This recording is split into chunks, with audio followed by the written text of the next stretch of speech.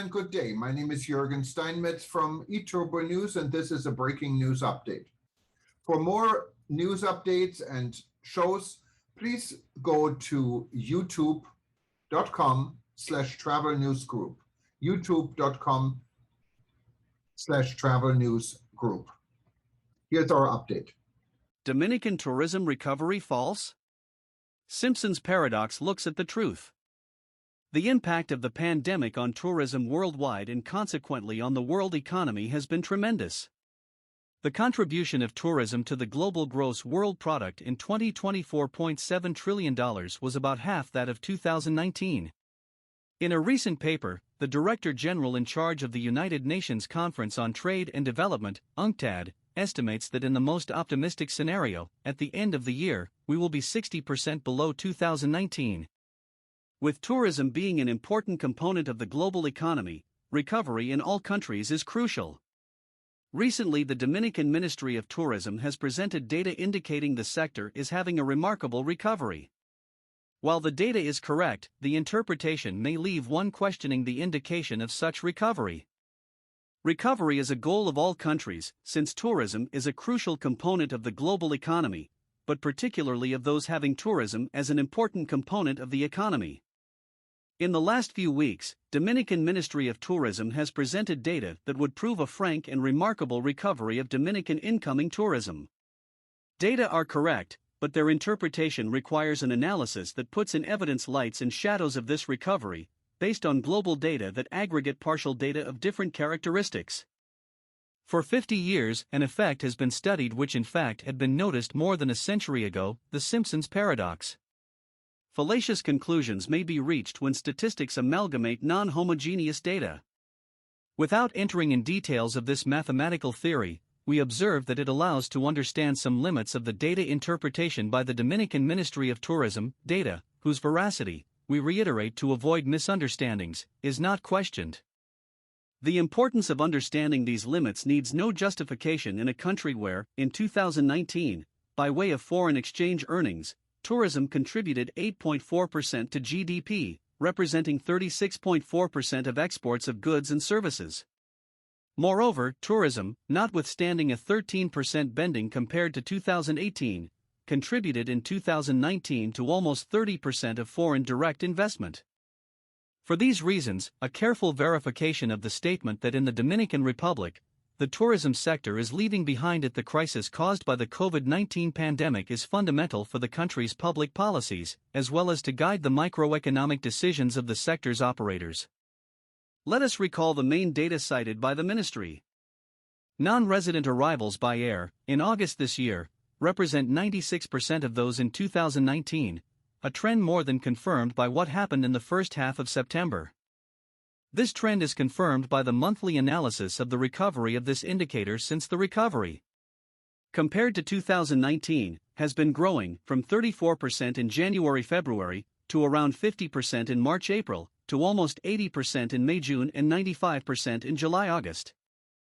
Arrivals of non-Dominican residents have been growing steadily for 10 months. The percentage of tourists staying in hotels is 73%. These are all true and documented data. However, Simpson reminds us that they refer to samples that aggregate different groups and different periods. The overall analysis of the period would be correct if there had been stability in arrivals at the monthly level in the period chosen for the comparison. This was not the case, and the months of 2019 are not equivalent for such a comparison with 2021. That year, tour operators handily touched the effects of the deaths of some tourists between May and June, which reversed the growth in North American tourism recorded in the first half of the year, almost 10%, into a 3% drop during the first 10 months, 4% if total foreign arrivals are considered. This requires distinguishing how much of that 96% in August or the more than 110% in the first fortnight of this month is due to the recovery of the numerator, 2021 arrivals, and how much to the decline in the denominator, 2019 arrivals. This effect weighs especially if the arrivals are broken down based on another element of inhomogeneity, distinguishing those of Dominican non-residents from those of foreigners. We do so in the following table where we present this data for the months January-August, starting in 2013. Year 2013, 2014, 2015, 2016, 2017, 2018, 2019, 2020, 2021 D414598433922498684546,051 538,350 616,429 07570345888 and 11,156 F289187031750333394402762039564661293650208138136502081389. These data, without calling into question the ministry's comparison for the month of August, resize it, given that over the 8-month period, total arrivals are 60% of those of 2019, and we have to go back to 2013 to find a lower figure. This last comparison refers to the overall data, but if we were to fix the attention on that of foreigners alone, this would give 53% comparing to 2019 and 72% comparing to 2013. The consideration of foreign non-residents is important because Dominican non-resident nationals probably make less use of additional services such as hotels, restaurants, transportation. This not very flattering observation is supported by the hotel occupancy, which, despite being foreigners 86% of those admitted, is less than this amount, while historically the two percentages used to be of the same order. There is another non-homogeneous data related to inbound tourism that should be of concern. This data, presented in the following table, refers to the breakdown of arrivals by region of origin of non-residents. Year North America, Europe, South America, Central America 2018 60.8%, 22.4%, 12.6%, 3.9%, 2019 61.9%, 21.6%, 12%, 4.1%, 2020 61.2%, 24.7%, 10.7%, 3%, 2021 70.6%, 14.6%, 9.5%, 5%.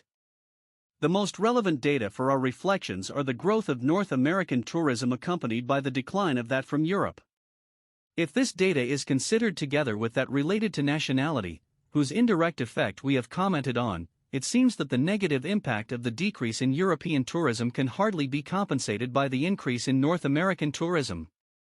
This forecast is also supported by European data on the recovery of European air traffic. The comparison between this summer and previous years shows that only 40% of the 2019 traffic has been recovered, with an improvement compared to 2020, when the recovery had been 27%. And it should be added that air traffic is not a homogeneous indicator either, since in Europe there has been minimal recovery of the traffic that should interest most Dominican Republic, that of intercontinental flights. In fact, those that mainly recovered were intra-European low-cost flights. Today, they represent 71.4% of the total, while 2 years ago they represented only 57.1%, and it should not be ignored that the destinations that contribute the most to this result, in some way, represent alternatives to the Caribbean tourist offer. To this one must add that the European Green Pass measures do not favor tourism to Europe either because the vaccine most used in Dominican Republic, Sinovac, does not allow to receive the Green Pass. This may be questionable, but certainly affects the travel agency sector, so that the resulting picture is that there is still a long way to go before Dominican tourism really returns to its pre-pandemic levels. To count on a recovery of the pre-pandemic situation as a result of the control of the pandemic is perhaps optimistic, and in any case, it does not seem likely to happen in the short term. This means that, without giving too much importance to the improvement of a few decimal points in these percentages, it is necessary to think about reactivation policies looking at the midterm of 2023. A recent report by the World Travel and Tourism Council advocates for proactive actions by governments, such as investing and attracting private sector investment in physical and digital infrastructure and promoting particular travel segments, such as medical tourism or MICE tourism. This implies a global, non-sectoral policy that also involves other sectors of society. Similar considerations were made 2 months ago by the Director General in charge of UNCTAD, insisting on the need to rethink the tourism development model, promote national and rural tourism, and digitalize The existing infrastructure in the country allows these actions, and this requires a strong promotion policy, coordinated with the private sector, without being satisfied with the fact that a certain recovery is taking place. The fact that at the end of this year there were 4.5 million or 5 million arrivals, still little compared to previous years, will not make a big difference, unless conditions are created for a strong reactivation of the sector, which will allow the country to maintain its leading position in Caribbean tourism. #Rebuilding travel.